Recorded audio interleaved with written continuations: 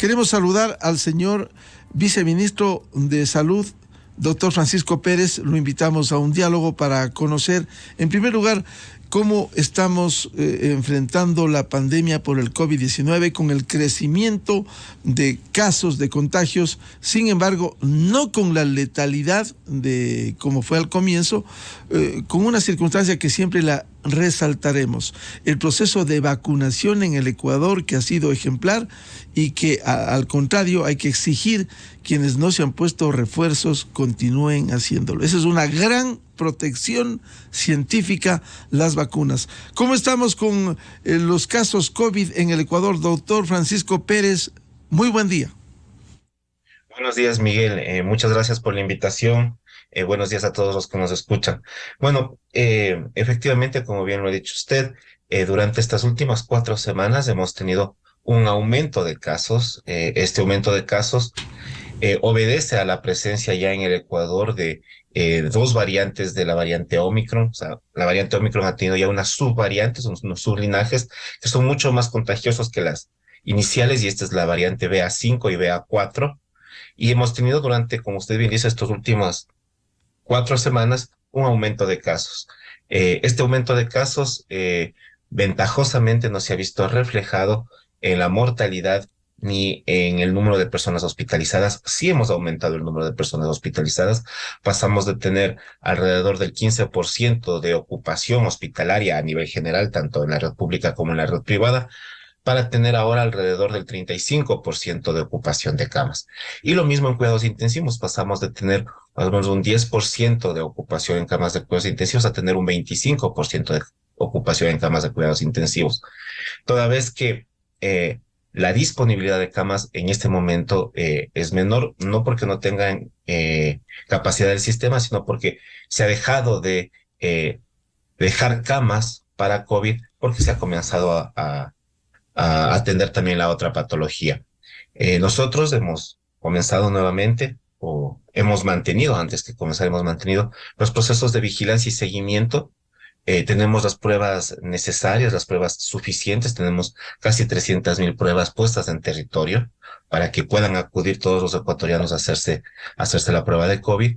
Y también tenemos disponibilidad de las pruebas PCR para los casos que amerite también, ¿no? Entonces tenemos pruebas PCR, pruebas de antígeno, y lo estamos haciendo casi en todos los centros de salud del país. Entonces, hemos tenido también durante las semanas anteriores, no durante estas 2 últimas semanas, pero sí durante las últimas 3 semanas, hemos tenido poca demanda, se podría decir, de la gente que acudía a hacerse las pruebas, seguramente por los temas de aislamiento, etcétera.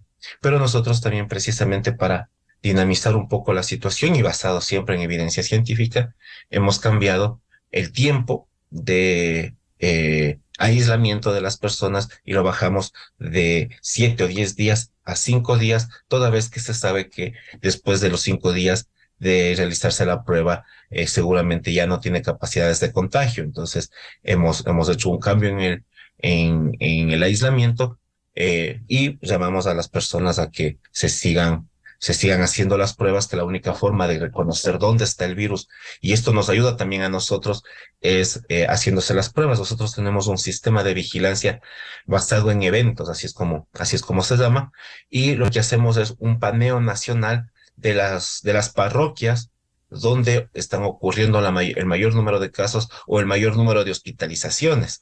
Entonces nosotros vemos cuál es el lugar más caliente, por llamarlo de alguna forma, donde existe más casos, más personas que se hospitalizan por COVID, de donde provienen las hospitalizaciones, ¿no? Entonces, ahí nosotros actuamos, hacemos los cercos epidemiológicos con nuestros equipos de pronta respuesta, y también completamos coberturas de vacunación. Es decir, para el Ecuador ahora mismo el esquema completo de vacunación es tener un esquema primario, ya sea de 1 o 2 dosis, más un refuerzo. Este es el esquema completo que tiene estipulado el lineamiento de vacunación del Ministerio de Salud Pública, y nosotros estamos haciendo todo lo posible para aumentar las coberturas de vacunación. Tenemos alrededor del 40% de personas mayores de 12 años vacunadas con el primer refuerzo y nuestra idea es avanzar hasta tener al menos el 90% de estas personas vacunadas, ¿no? Entonces, tenemos las vacunas suficientes, tenemos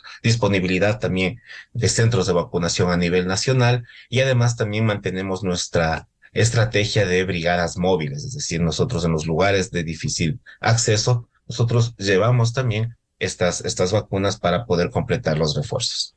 Doctor Pérez, ¿cómo les ha ido a las brigadas que, de acuerdo a una planificación previa, han tenido que recorrer en este proceso de vigilancia epidemiológica y de administración, sea de las vacunas o sea de las pruebas? Bueno, como digo, hasta hace unas 3 semanas teníamos algo de resistencia, bajó la demanda tanto de pruebas como de vacuna. Seguramente porque había pocos casos, seguramente porque la gente después de 2 años y medio de pandemia estaba cansada, pero con este aumento de casos en las 3 últimas semanas, sobre todo, hemos aumentado también los procesos de vacunación y hemos aumentado el número de pruebas que se realizan. Por ejemplo, mire, en vacunas nosotros hace 4 semanas estábamos poniendo diariamente entre 20.000 y máximo 30.000 vacunas diarias. Ahora estamos poniendo entre 35.000 casi hasta 50.000 pusimos un día. Entonces, esto quiere decir que las personas también han escuchado los mensajes, se han vuelto se podría decir, a llenar de esta corresponsabilidad que tuvimos en el inicio del proceso de vacunación y están acudiendo cada vez más hacia los centros de vacunación. Como nosotros decimos, también hicimos, mire, un proceso de la mano de OPS, que es el estudio de efectividad de nuestra vacuna. Entonces, en este estudio de efectividad de nuestra vacuna, y no es de por vacuna, ni esta vacuna de un lado es mejor o la vacuna del otro lado es peor, sino hicimos del proceso de vacunación. Entonces, en este estudio que nosotros hicimos, estamos ya por publicarlo, estamos puliendo algunos detalles con OPS, nos sale que las personas que tienen un refuerzo tienen el 95% menos riesgo de fallecer. Es decir, con este estudio de efectividad hemos logrado lo que nos planteamos en el objetivo cuando empezamos el proceso de vacunación. Cuando nosotros empezamos el proceso de vacunación, conociendo cómo era el COVID, conociendo la dinámica de esta enfermedad, dijimos, miren, el objetivo de nosotros no es, sí es parar la infección, pero en realidad el verdadero objetivo de nosotros es disminuir la mortalidad y disminuir la hospitalización grave. Ventajosamente con nuestro proceso de vacunación y con la forma acelerada que tuvimos al inicio de vacunar, pues precisamente conseguimos eso, disminuir la mortalidad y disminuir las hospitalizaciones. Doctor Pérez, en este contexto, ¿cuentan con las vacunas suficientes? ¿Cómo se han distribuido a nivel nacional? ¿Cómo están operando? Bueno, nosotros tenemos todas las vacunas necesarias. Estamos también esperando que a finales de agosto nos llegue al menos 2,5 millones de vacunas más. Tenemos ahora mismo tenemos alrededor de 5 millones de vacunas. Entonces, están distribuidas por todo el territorio nacional. No hay un cantón en la patria que no tiene vacunas. Los cantones del Ecuador tienen su vacuna, todos los tipos de vacuna. No tenemos Pfizer, tenemos AstraZeneca, tenemos Sinovac, tenemos CanSino. Entonces, están distribuidos, no tenemos problemas de caducidad. También se escuchaba hace algún tiempo que tenemos muchos problemas de caducidad. No tenemos problemas de caducidad. Nosotros hemos sido muy prolijos y hemos negociado de alguna manera bastante enérgica que nosotros necesitamos tener vacunas adecuadas y con tiempos de caducidad adecuados. Sin embargo, a nosotros inicialmente no nos preocupaba mucho los tiempos de caducidad porque íbamos vacunando muy rápido, ¿no? Entonces, ahora también ya estamos retomando esto. Como digo, a finales de agosto seguramente está ya por llegar una nueva carga de vacunas de al menos 2 millones de vacunas, un poquito más también. Y estamos nosotros siguiendo todas las pautas que nos dice la evidencia científica, ¿no? Entonces, estamos esperando. Hace unos 2 días salió un artículo científico en el que alguna empresa ya había desarrollado una PAM vacuna, se llama, ¿no? Entonces, que es decir, que tiene capacidades similares a todas las vacunas que tenemos ahora mismo y que seguramente este será la que mejores resultados dé. Nosotros seguimos estando pendientes, estamos puestos a la cola, como quien dice, para recibir nuestras vacunas y por supuesto, y esto hay que ser bastante claros, ¿no? El señor presidente de la República ha sido muy enfático y nos ayudó muchísimo en la negociación directa para que las vacunas lleguen de manera rápida al Ecuador. Este proceso de vacunación no hubiese sido posible si no se hubiese tenido ese tipo de negociación y estamos también a la espera de mantener estas negociaciones, mantener el stock de vacunas necesario y buscar ya las definiciones, ¿no? En Europa se dice que la pandemia del COVID ya no es una pandemia, sino es una endemia que tiene reagudizaciones, es decir, ya es una enfermedad que está distribuida en todos los pueblos, que va a estar siempre con nosotros como las gripes y que mientras sigamos ganando inmunidad vamos a tener estos picos que subirán unos días, después disminuirán y nos mantendremos así por algún tiempo. Nosotros esperamos eso, esperamos que tal vez en 1 o 2 semanas más llegamos al pico y luego ya tengamos un descenso en el número de casos y tener una especie de oleadas, ¿no? No muy grandes, y que tampoco revistan importancia en la hospitalización o en los fallecimientos. Entonces, esperamos que este sea el comportamiento y esperamos también que no nos asustan o que no aparezcan estas nuevas variantes que siempre complican un poco las cosas. Doctor Pérez, ¿cómo estamos porcentualmente con las dosis en el Ecuador?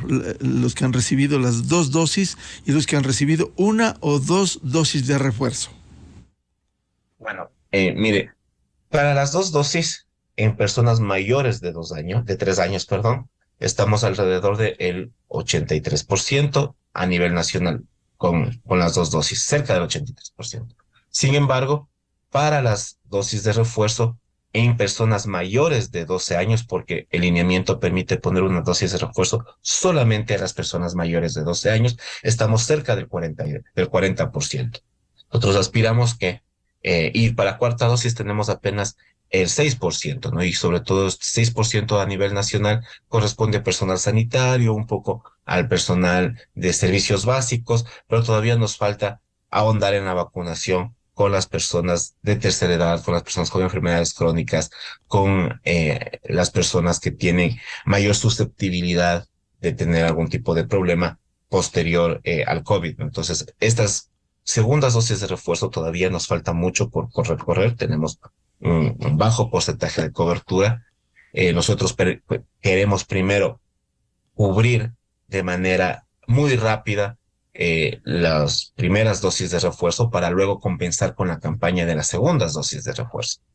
Entonces, como digo, estamos cerca del 40% de las personas que necesitarían la primera dosis de refuerzo y llamamos a todos los, los ciudadanos a que se vacunen.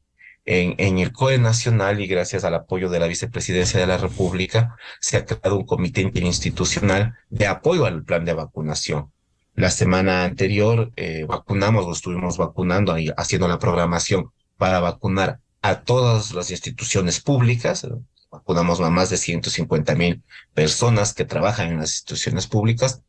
Y esta semana, la semana que empieza hoy a las 10 de la mañana tenemos una reunión con los sectores productivos, igual que las que tuvimos hace un año, ¿no? Cuando empezamos el proceso de vacunación 900, para que nuevamente se activen estos centros de vacunación en las empresas, para que se activen las campañas de vacunación para los trabajadores y las familias de los trabajadores de los sectores privados, y con esto nosotros aumentar rápidamente las coberturas. Justo hoy tenemos esta reunión, también nos vamos a reunir seguramente el día de mañana con las universidades para que vuelvan a vacunar como fueron, con un apoyo importantísimo de las universidades. Todas las universidades nos apoyaron y nosotros queremos volver a tener ese espíritu de ese espíritu de colaboración, ese espíritu de responsabilidad para poder vacunar a todos los ecuatorianos que necesitan ya su primera dosis de refuerzo y también su segunda. Y el tema de las pruebas, ¿cómo está? Ir identificando para proceder con la vacunación, identificar el número de contagios que ha crecido recientemente, doctor Pérez. Sí, mire, nosotros tenemos, como le dije, un sistema de vigilancia basado en eventos. Si nosotros tenemos muchas pruebas distribuidas a nivel nacional. Tenemos, como digo, casi 300.000 pruebas distribuidas a nivel nacional. Estas pruebas se realizan a todas las personas que tienen sintomatología o que fueron contactos de una persona diagnosticada de COVID. Cuando nosotros definimos, tenemos nosotros en cada distrito nuestros equipos de vigilancia y comienzan a ver que, por ejemplo, lo que ha pasado aquí en Quito, por ejemplo, aquí en Chillogallo ha aumentado el número de casos. Pues nosotros salimos con una brigada, un equipo de respuesta rápida, porque en el sector de Chillogallo ha aumentado el número de casos. Entonces nosotros salimos, hacemos más pruebas en estos lugares, además de hacer más pruebas en estos lugares, salimos con los equipos también de vacunación para completar las coberturas, para ver dónde es que falta la vacunación con primera o segundo refuerzo. Y con eso nosotros en territorio estamos haciendo un bloqueo para frenar un poco el contagio, ¿no? Entonces, llamamos a toda la ciudadanía que se sigan haciendo las pruebas. Tenemos las pruebas suficientes. Estamos también trabajando con el ARSA para poder liberar también las pruebas de antígeno para que puedan venderse en las farmacias. Hay ahora unas pruebas que tienen muy buena sensibilidad y especificidad, que pueden ser pruebas que se hacen a través de la saliva. Estamos tratando de liberar y que todas estas pruebas se vendan y que las personas también que por algún motivo no quieran ir a un centro de salud o no lleguen a un centro de salud porque es noche o lo que sea, puedan realizarse un autotest. Estamos en ese proceso también. Estamos viendo cómo se pueda mantener los procesos de vigilancia haciéndose las autopruebas. Entonces, estamos mejorando mucho estas situaciones y también estamos mejorando los sistemas de información, que hemos tenido varios problemas para poder tener un sistema de información fiable. En los próximos días, seguramente a fin de semana, ya tendremos con nosotros nuestro nuevo sistema de información que se llama PajoFlu, es un sistema del PAJO, de la Organización Panamericana de la Salud, que es para el registro, seguimiento y tratamiento de las enfermedades respiratorias tipo influenza y por supuesto del COVID-19. Entonces, con todos estos, con estas cosas que estamos haciendo, con todos estos procesos que se han venido ya llevando a cabo desde hace algún tiempo y que están ya por salir, seguramente vamos a tener una visión más amplia de la pandemia y también un control mejor de la misma. Doctor Pérez, quisiera consultar el otro tema. ¿Cómo nos encontramos con los contagios de la viruela del mono que se ha evidenciado los primeros casos en el Ecuador? Bueno, como ya es de conocimiento público, hasta el momento tenemos 5 casos confirmados de viruela del mono. Estos casos son de 5 personas masculinas, todas de entre 25 y 40 años de edad.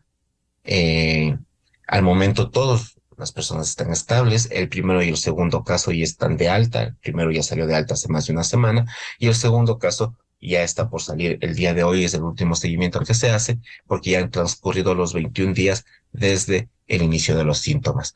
Tenemos 3 casos todavía, 2 casos que se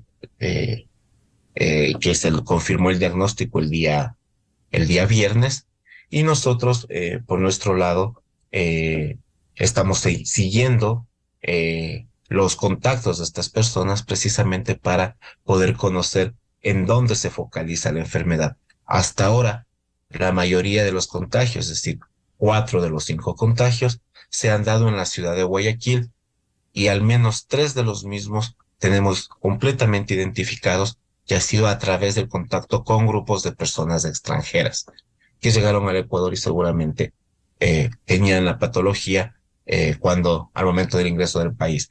De estas personas extranjeras, todas han salido ya del país y estamos precisamente buscando el caso primario del último caso que se ha reportado para poder generar el cerco epidemiológico y conocer si esto ya se trata de una infección comunitaria o si se trata de una infección importada que se conoce. Entonces, estamos en este proceso en este mismo momento. Eh, Llamamos también a todas las personas a que cuando hay un síntoma, un signo, que es un signo cardinal de la patología y es el aparecimiento repentino de vesículas o el aparecimiento repentino de granos en todo el cuerpo, que incluyen las plantas y las palmas de las manos, Y si ocurre una de estas situaciones, pues que acudan directamente hacia los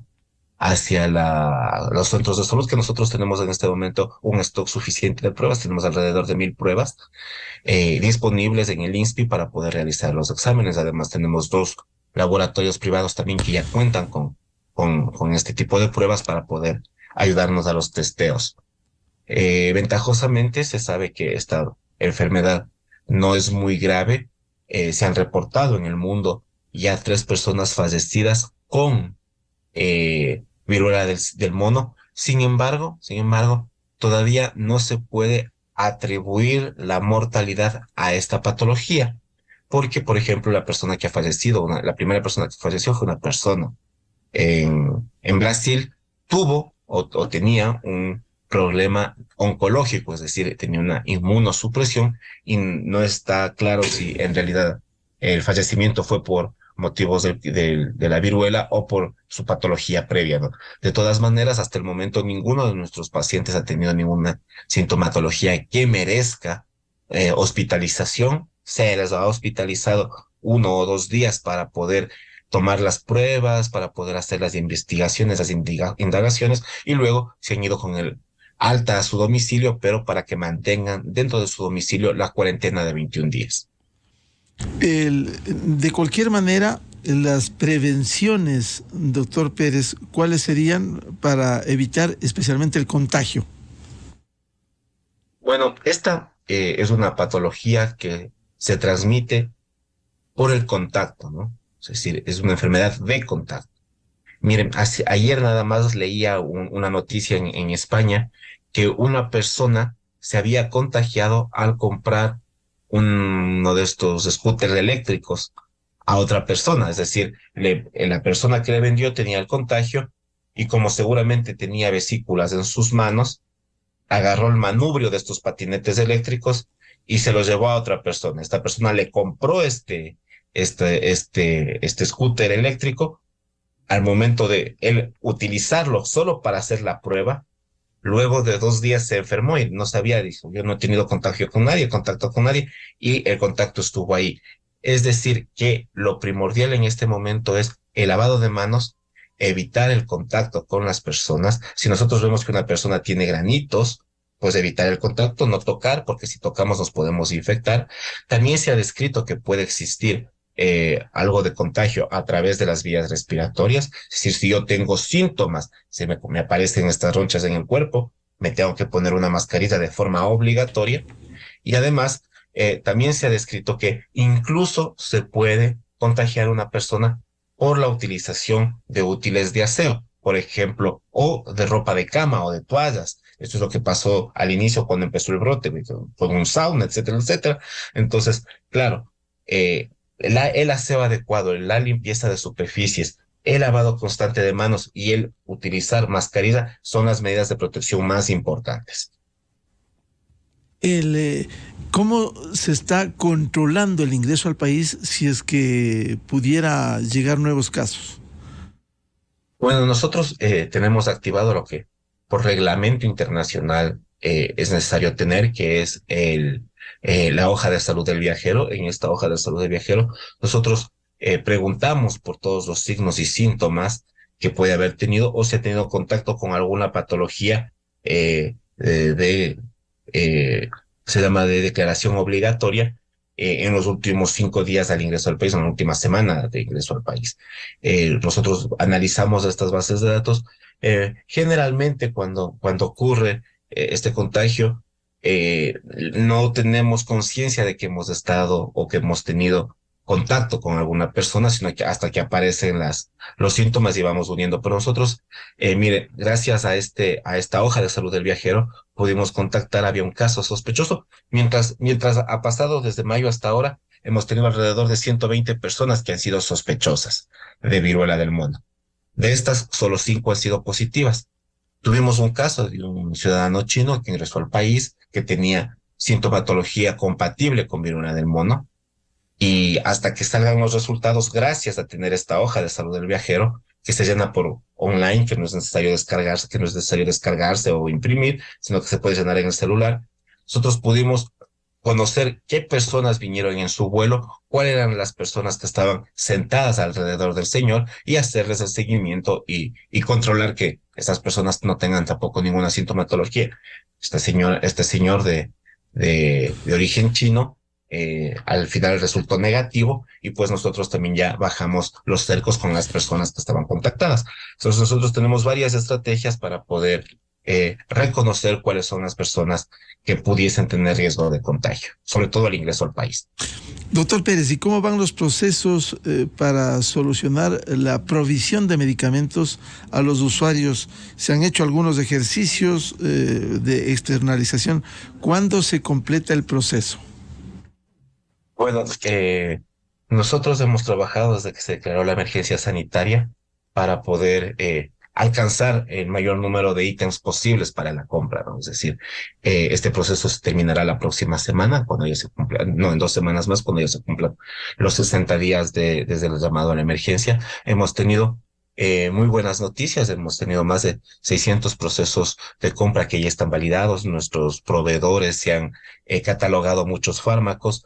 Sin embargo, también hay que hacer hincapié en que hay eventualmente para algunos, sobre todo dispositivos médicos, falta de oferentes, es decir, en el Ecuador no hay quien ofrezca estos productos, ¿no? Entonces nosotros tenemos ya estimado que para las próximas semanas tendremos ya un buen número de ítems comprados. Sin embargo, también nos va preocupando algunas situaciones que tiene que ver con el abastecimiento de los otros sistemas. Nosotros abastecimos, por ejemplo, el hospital de Macas, que estaba con poco abastecimiento, lo abastecimos y teníamos previsto un abastecimiento de al menos unos 3 meses. Sin embargo, hubo un aumento en la demanda porque los otros subsistemas no están tampoco provistos de medicamentos y se terminó más rápido.